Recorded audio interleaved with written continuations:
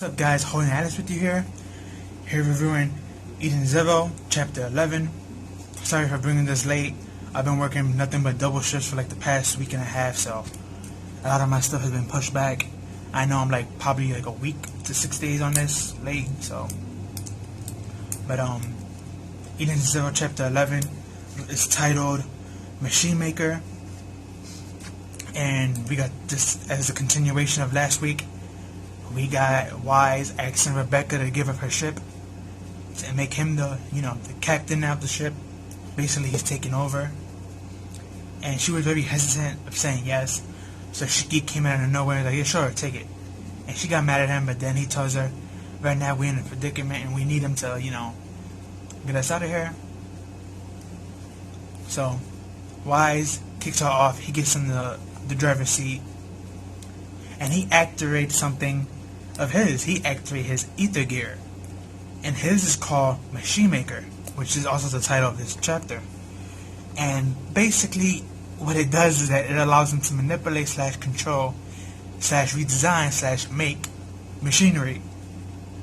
So he remade and remodeled the whole ship, and it became like, it looked almost the same but with like a dragon back part, and they blasted right off. Cops couldn't catch him for nothing. And you had Shiki fanboy all happy saying, oh wow, you can make magic. And then he replies, oh, and you're Gravity Boy, and she happy about it. And you just see Rebecca in the background saying, so lame. But yeah, but they're having that little bro moment of seeing each other's powers and stuff. He also refixed Pino's leg. And she was grateful. She thanks him. She said, thanks, master. And then after they leave the atmosphere of, Nebel, her phone starts to ring, Rebecca, and she answers it, and it's Professor Wise. But her, the original Professor Wise from their original timeline. And he explains to them that, when you went to Nemo, they entered into a time rift and went back to the past. But a paradox cannot happen thanks to how this occurred. So basically, no matter what she does with this Professor Wise, and no matter what she does in this timeline, will not mess up the original timeline at all. It's two separate timelines, technically, I guess. That's the best way I can explain it. But after all that happened, it was also stated that Pino was like, oh, so you must be my Professor Wise that made me. And he looked at her and he was like, I tampered with you a few times, but I did not make you. The Demon King made you. And Shiki was like, Grandpa? Sadly, after that, conversation, they got cut off. But it's also funny because while he's talking, he's hanging out with the bunny chick, the Rera, and he has his arm around her, and they just chilling, drinking, and I'm like, really? This dude's a player. And he also gets to talk to him, his past self. He's like, oh, who's that hunk of a man? Is that the younger version of me? And, they complimenting each other and whatever. And it was just a really funny moment between them and all. Until a spaceship came by and captured them. And that was technically the end of Chapter 11. Them getting captured and stuff. But this was a really good chapter. I love the fact that it was stated that this is a time paradox, but it would not mess up the original time zone. So Shiki and Rebecca can interact and do whatever they want in this time zone. They can accomplish anything they want, and it will have no effect, none whatsoever, on the other planet, the original timeline, I mean. So that was interesting. And another interesting thing is the fact that Pino, I'm not sure if it's Pino or Pino, I think it was Pino, but Pino was not made by Professor Wise. It was made by Shiki's grandfather, the Demon King. So that's very, very interesting. Because it seems like everyone so far has a connection to Shiki's grandfather. Mother, the new Ezra chick, Elaine, I think her name was, Professor Wise.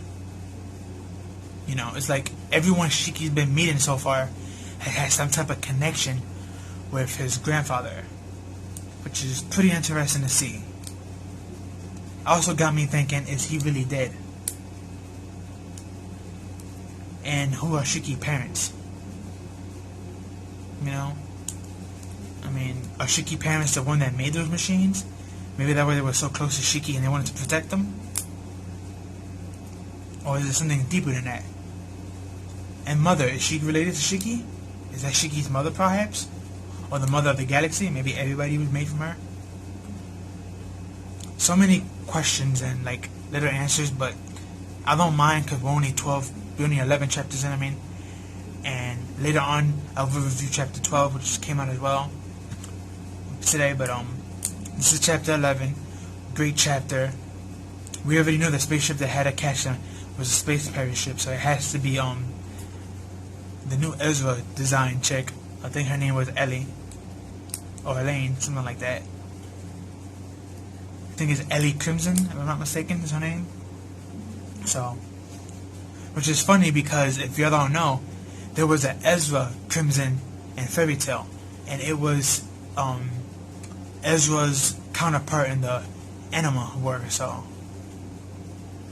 and this Ezra is like a fusion of both of those Ezras. So, and I know a lot of people are gonna complain, oh, he was reusing characters, blah blah blah. Look, he just reusing characters' designs. Their clothes and powers and personalities are completely different. So it's not a complete reuse, like a copy paste and put. You know what I'm saying? It's not like Boruto. In Boruto, mostly all the kids are just copy paste of their parents, with extra powers. That's all. So,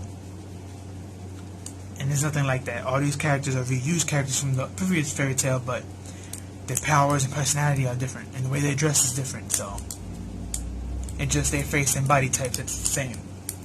But that's all I have for this one.